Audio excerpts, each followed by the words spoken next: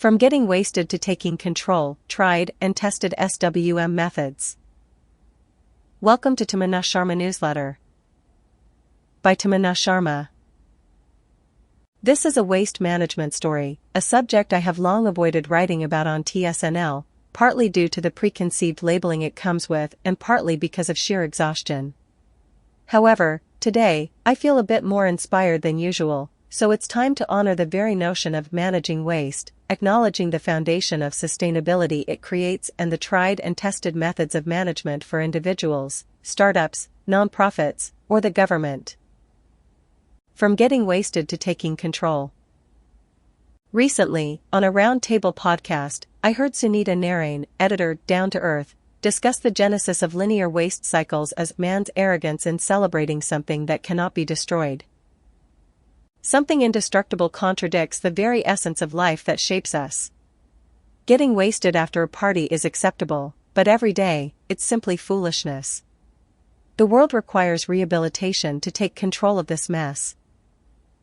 From trailing litterbugs on my scooty through the streets of New Delhi to organizing an all-India cleanup and audit service, to wandering through jungles preserving their circular sanctity from a fool's paradise, I understand what she meant. Wasting is fundamentally wrong and a bad habit. Wow, I'm already fatigued just thinking about it. You know what happens when you do something for too long out of duty? You crave retirement. Like my father, who took up golf after retiring from the Indian Army. He exudes Fauji style, but is free to enjoy his afternoons. I want that with waste, no more cleanups from my end. I've done my bit. But I suppose not today. There are hidden gems in my journey with waste, and I must share them. So here's a toast to not getting wasted and taking control of this situation. One's debris, another man's foundation of sustainability. Solid, liquid, or smoke and dust, waste is intertwined with modern human lives. It's so normalized that we can't even see it anymore. No wonder pigeons defecate on us and everywhere else. They see it and don't differentiate between a landfill and a cluster of homes. This is where I initially drew my foundation of sustainability, in the inherent wastefulness of our times. What are we unable to sustain? Attention span, to begin with, on a primal level. Natural resources on a societal level, predictable weather patterns on a planetary level. If you've made it this far, I assume your attention span isn't compromised, and you do want to address the waste problem. Still, focusing on the optimal, I'll stick to solid waste this time, the most visible pollution of the century. Solid waste management, SWM, the circularity problem. Anything you discard, which is not useful to you or is a byproduct of your desires, is waste. It took a landfill reaching new heights, its stench reaching those without olfactory fatigue, and the lack of land for further expansion, for us to finally realize what we had done. And when we did, we began the blame game. It's important to understand this factor more than anything technical before we proceed towards solutions. The common man blamed the municipality, which cries budget every time, while activists split into three directions: 1. Advocating for a zero-waste lifestyle, 2. Auditing corporations, and 3. Demanding action from the government. The government shifted the burden onto individuals with Swachh Abhiyan and Now Life, Niti Aayog's program, and investments are pouring in for startups that can devise a plan. Market conditions apply. Do you see a problem here? One among many. It's once again a problem within the problem of circularity. Everywhere it hasn't worked yet, you'll find standard gaps. The waste materials generated are standard, on the other hand, their linearity is unmatched by adjacent broken management loops. I'm not saying things aren't working, I'm just saying they could be better if all the gaps are simultaneously addressed in a given community or region. Tried and tested methods from yours truly. In the hope that you may view this as a systems problem, here are the gaps I recommend filling. I suggest a brave demeanor and optimism that you can address more than one gap. First, the source problem, the market externality. Nobel Prize winner and economist William D. Nordhaus wrote, end quote, "The common theme of all externalities is that the price is wrong, meaning that prices do not reflect the social or environmental cost, end quote. Market players, manufacturers, producers, sellers focus on marketing efficiency to sell a product. The same focus is largely absent unless you label yourself as a green enterprise. This attitude, accompanied by hyperbolic discounting, where markets heavily discount the future for the value of money today, is a fundamental source of externalities. This is why a trip to a landfill may turn out to be a wonderland of half-used, precious materials for anyone looking to source. Only waste workers understand the value of it, the very people most of society looks down upon. Although there's now pressure on the market to turn green, through taxes and the activism of the brave, markets still have a long way to go in terms of streamlining supply chains and extended producer responsibility, EPR. If you're looking to improve the situation from a producer's perspective, strengthening these two systems can alleviate a large share of improper disposal. Second, the buyer. I joked with a friend the other day, end quote, I'm so bad for the economy, I don't buy anything, end quote. What's a thriving economy without its buyers, the clients, the consumers, the most critical part of the circuit? But it's not about buying, it's about what you're buying and how you use it before it ends up in the dustbin. Every buyer is unique, by their pocket, their attitude, and their circumstances. In my experience, there should always be consideration for a buyer's circumstances. When it comes to deep pockets, the difference lies in attitude. If I may, it's a problem of class, not the class you've been told, but the class that respects its purchasing power, takes time to fine-tune selections, cherishes them, and uses them with care. This class would rather create museums than throw away what they acquire, but there's a limited number of those. In fact, even I don't fit into that category, but we could all aspire to reach that level of austerity. Third, the concept of away and bursting that bubble. Once, during a trail cleanup with my Labrador, Joey, in a thick forest, also a tourist spot. Joey observed me and figured I must need his help. He would go into lower reaches that were difficult for me and fetch plastic bottles. Along the way, a hiking tourist observed us.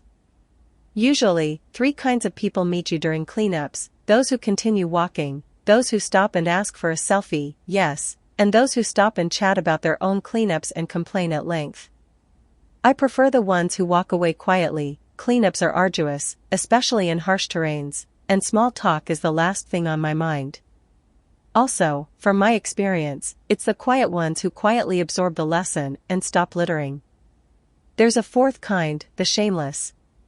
They are best ignored to avoid wasting energy. They are best taxed or fined. But this time, the hiker was shocked looking at Joey. End quote, is that your dog? How does he know to do that? Oh, goodness, I just threw a wrapper. Oh, if a dog can do it, end quote, and he went on. This time, I turned to him and said, end quote, it's okay, bro. Take the lesson and go, end quote. He left after taking Joey's picture. His babbling lasted until it faded from my ears. It takes one moment of sudden observation that there is no away. For that man, that moment came from a dog. In my experiments, I tend to rely on natural retention instead of forcing the thought. I lean on this method because it has shown me more results than pounding my chest at a protest site. That is a special act reserved only for the MNCs and the government, a gift of the Constitution. For an everyday man, appeal to his consciousness by leaving a trail of breadcrumbs. Fourth, the bulk buyer. This one is the easiest to intercept and the easiest to quantify in terms of impact. Bulk buyers/consumers/generators come into the picture as manufacturers and organizers of events, film productions, political rallies, and religious gatherings. Basically, anywhere there is a large number of people getting together, even protest sites and wedding ceremonies, is bound to consume food and beverages, create decorations, use toilets, and sell accessories or provide gifts. Bulk buyers provide a great opportunity for alternative green products, services, and recycling. I have audit sheets from former clients and a significant turnover to support that claim. During my time, competition was scarce, and I emerged as one of the few women disrupting this market. I dared to venture into the market with Earthling first as a vendor offering pan-India service, and our budgets were unbeatable. My real goal was to secure as many projects and tenders in diverse demographics, geographic regions, logistical terrains, and urban/rural divides. My other goal was to encourage clients to incorporate waste management into their operations, rather than relying solely on CSR. In my cold pitches, I would simply state, and quote, "You can't ask someone to clean up after you and call it charity, come on," and quote, market disrupted. Stepping aside to continue grassroots work, I witnessed the emergence of many more similar ventures. Some, now thriving, sought my counsel on budget matters. My experience and insights, gathered and applied across 90% of the country's region, have simplified sustainable resource management. These insights present potential opportunities to build alternatives with market value. Simply observe any event, note aspects that could use environmental or social alternatives, and leverage these gaps for innovative business ideas. The market is wide open. Fifth, the system. We all know MNCs and governments are more hand in gloves with each other than with citizens. The plastic ban is a small pawn that amuses and distracts from the larger problem of multi-layered materials/packaging/manufacturing externalities/bad sourcing. But MNCs run the show because they literally do. Just shouting at them is not going to solve the problem. We must return to the root problem, the first point in this article, to tackle that. But what about the rest of it? In a federal structure, a level playing field can also depend on political structures. Some states get more, some get less. But that is not today's problem, it's the systematic failure to manage waste. It's a lack of coordination exacerbated by a lack of intention. Every level of the federal structure today has a dedicated mandate and funds to manage waste, not just municipalities. If put together, these mandates can be fulfilled with each other's support by doing their own part. There are enough funds, what's lacking is allocation and coordination. I ran an experiment to test the possibility of making the system work by partnering with individual components, upholding their mandate and interests, and pushing them to use only the funds already allocated to them. It took me 3 years to get the final sanction for waste storage and shed. Patience was crucial to observe the method to the chaos and systematically get the system to fix its own gaps. Remember the trick of nudging and not forcing? Turns out it works well for both individuals and the system at large. Plus, knowing how to trim budgets to a bare minimum through my own logistical history meant that signing off on the infrastructure requirements, when made, was done within a month. Putting it together. These are the pieces of the puzzle made of litter. It's hard to reach the surface among all this trash, both material and attitudinal, but it's not impossible. I'm tired of waste because it overshadows my work in the climate space. But I don't regret working on it. My sustainable ethos stems from humanity's disregard, which fuels the dangerous feedback loops driving intense weather changes today. Waste merits deep exploration. Amidst the rubbish lies a wealth of insight surpassing that found in any conference, speech, or book. That much is certain. I hope this piece sheds appropriate light on some of the crucial blind spots hindering holistic waste management around you. Please do leave a comment and share ahead.